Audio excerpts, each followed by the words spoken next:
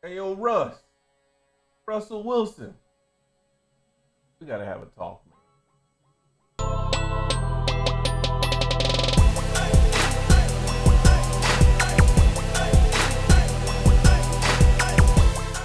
Welcome back, everybody, to the Blackv Show here on YouTube. If you haven't already, please subscribe to the channel.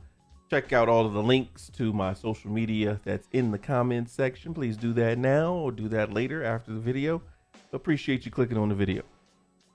Mr. Russell Wilson. We have something we gotta talk about, man. So Russell Wilson has been in quarterback for the Denver Broncos. Has been in the news a little bit lately about some comments he made about himself and teammates during a flight to London. Let me get my notes right, okay? Broncos flight to London. Apparently, Russell told the media he was doing high knees in the aisle while his teammates were knocked out sleeping. Okay. He was getting treatment on the plane. Teammates sleeping. He's putting in work. Getting a lot of backlash for this. I will attempt to say why. We understand what you're trying to do, Russell, right? You're trying to show that you're a leader. You're trying to show that, you know, you're working hard. You're doing everything that you need to do in order to be great. However, your delivery and the little extra that you think makes you look better actually makes you look worse, right? When you're the leader of anything, you are going to be accepting responsibility for the bad. When things are going good, you shower everyone else with those praises because you're the face, right? Being the quarterback, they're going to come to you. They're going to want to interview you. They're going to want to see what the temperature is with you, not necessarily with an offensive lineman or, you know, a safety. They want to talk to the quarterback. You have to be careful, man, when you tell teammates are sleeping and I'm working, right? If you're going to lead by example, that's what you do. You're leading the team by example. You got to cut out all that extra bullshit, right? To say that your teammates were knocked out sleeping, you were working, that makes it sound like your teammates are trash. And that is where I had a problem with the whole situation, right? Leading by example. If you're doing high knees, do high knees. If you're getting treatment, get treatment. Like, the world does not have to know every single thing that you're doing in order to improve. The proof is in the pudding, right? We say that. In the end result, they will see you on the field. They will see the team winning. They will see you doing great things. And then what do you as a leader do? Yes, you were doing high knees. Yes, you were getting treatment. Yes, everyone was sleeping. I mean, I guess all of that stuff was happening. But when success happens, you shower everybody else with those praises because that's what you do as a leader.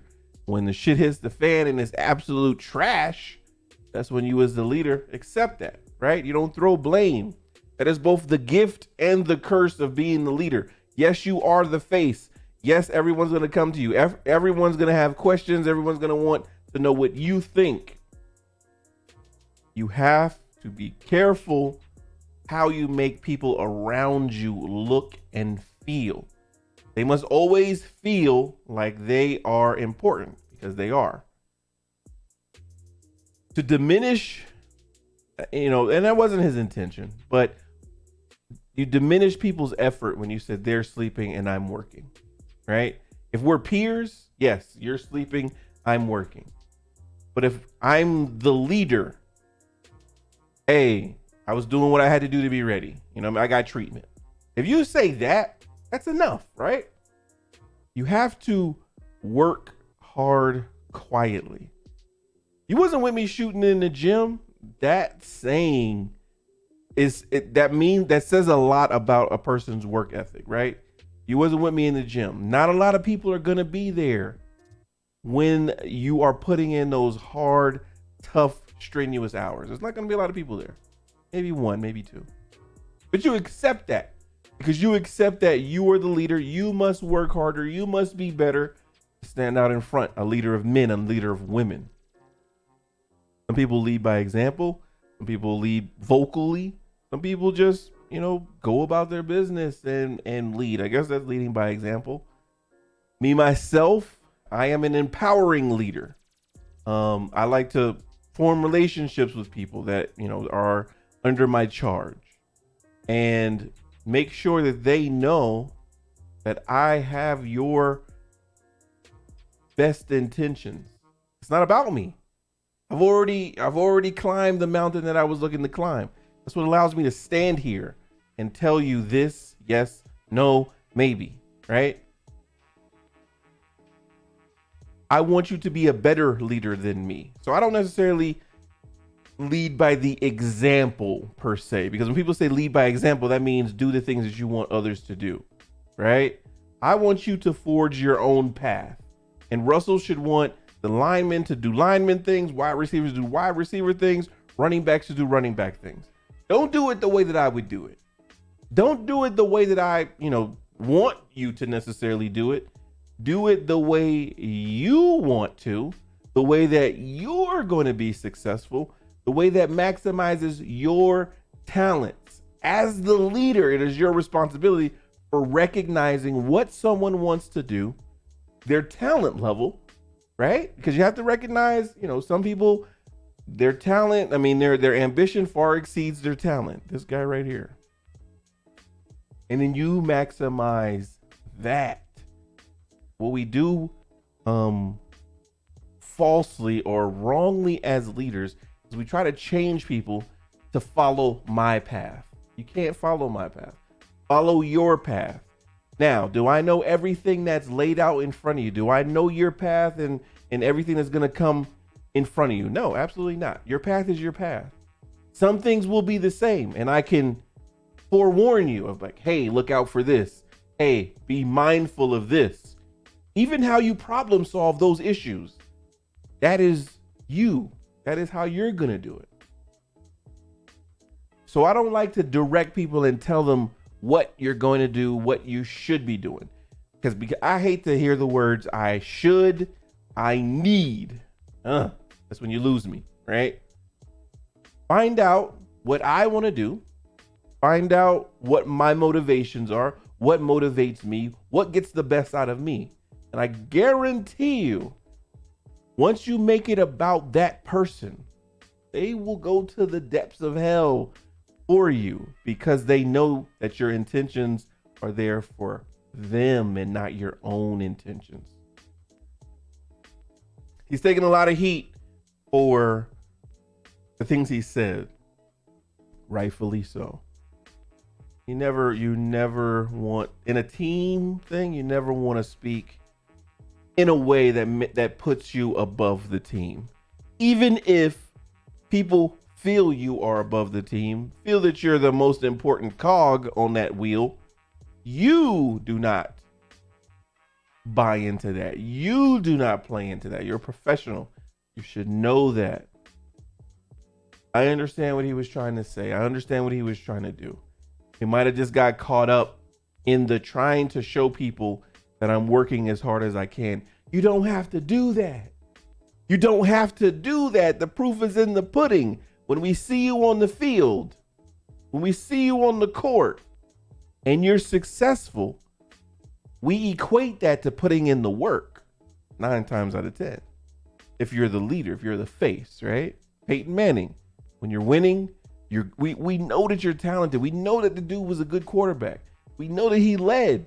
He didn't have to tell us that. He showed it Sunday after Sunday.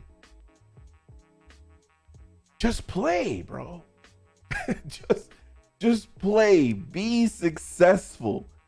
If you are not successful on that field, it doesn't matter what you say about how much work you're doing. I did all of this work Monday through Thursday. And then you look like trash on Sunday. That sets yourself up. But if you don't tell everyone, well, I got back and, I was doing high knees and I got treatment on my ankle. And, I started doing some push-ups and I started doing some sit-ups and I was looking at some film and then I started throwing passes to the wide receiver. And then Sunday you look like trash. It's like, I thought you said you was doing all this work. Like, that shit's not working. You need to do something else. But if you don't say anything, hey, I've been working with the team, and we're all getting on the same page. We're vibing. We're getting where we need to be in order to be successful. And then you're successful. People equate that. Oh, okay, the team is coming together. They're functioning as one, as a unit. And there's less that you have to say. You don't have to garner the spotlight. The spotlight will find you. And then you sprinkle that amongst everybody. When you're successful, the spotlight finds you. Shower, it just rains down on you. Supreme. So then you sprinkle that amongst everybody. That's what the leader does. It's not me, it's everybody. Right? We know what that means. As a leader, you have to say that.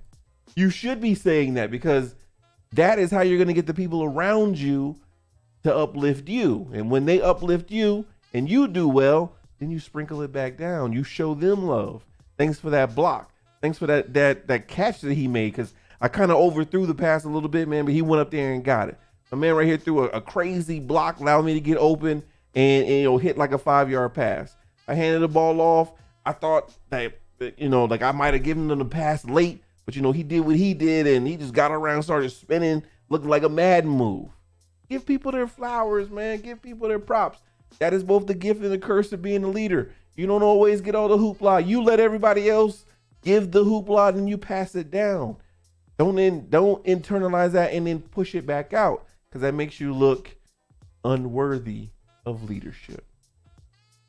Russell, work in silence, work hard, and success, if it's supposed to find you, it'll find you. Felix Blackout.